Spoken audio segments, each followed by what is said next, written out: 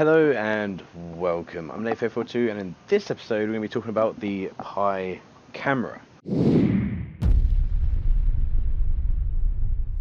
Okay, so this episode will probably be a real quick one because I just wanted to show you guys that this is a Raspberry Pi camera that I've hooked up to the Raspberry Pi, which is running through the Prusa as well, and the graphic quality of the camera is really good.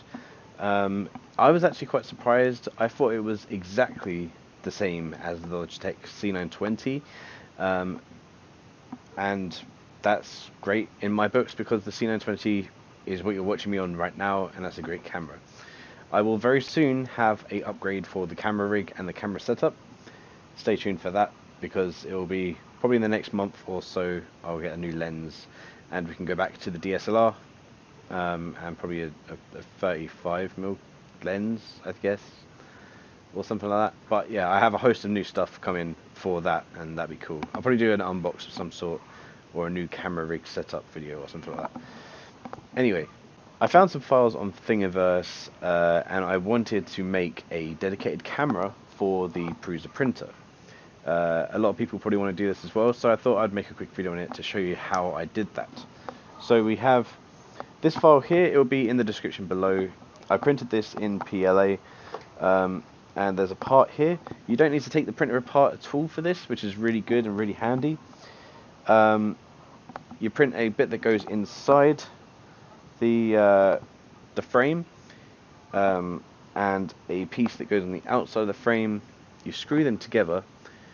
I had to do a initial screw on that to make sure that it would fit in, the bolt would fit into the gap, and then after that was done, I screwed that back in when it was inside the housing here, and then I had to find the actual arm to print. Now, I didn't know at first, but there was two different files for this print.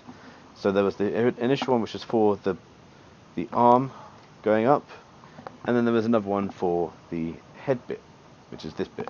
Now, the head bit for me did not click together, and I don't know why that didn't click together like it should have, I think. But I just used, I just improvised. I used some elastic bands. I could eventually probably use some super glue to stick that together and hold it the way it is right now, but it doesn't really matter too much because the elastic band never falls into shot, and you know, it holds it together quite nicely as well. So as you can see, the ribbon cable, I had to buy the camera. The camera was I think £12 or maybe £20. It was between it was between £10 and £30. I can't remember the exact price of the camera.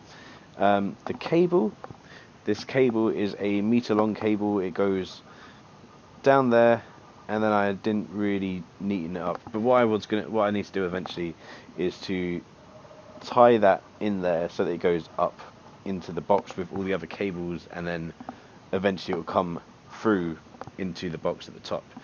I have tightened it, I have neatened it up in the box at the top. As you can see, it comes out of that and then just goes down, and then it kind of tucks around the back and goes under the printer. This makes sure that it stays out of the way of the printing as it's happening, which is very important because you don't want to get stuff caught by the printer. That will ruin prints, or the cable, or both, or even the printer as well in some cases. It just all fit together. I printed the little arm bits. There's I don't know, there's 1, 2, 3, 4, 5, 6, 7, 8 arm bits. They kind of bend around and up. You can move these around, so you can actually bend this any which way you want it to be, and it will pretty much stick to that position. On the website, it didn't take anything to literally switch it over. I just unplugged the Logitech camera, plugged this one in, restarted it, and that was the main camera now. And a good thing about this project so far is that it has been so seamlessly easy to actually implement both the Raspberry Pi and the camera so that it could be of a very useful printer, and you can use it while remote, because I probably most of the time won't be here to actually see to it. But that is about it for this episode. If you guys need any help with this, please do leave me a comment in the comment section below.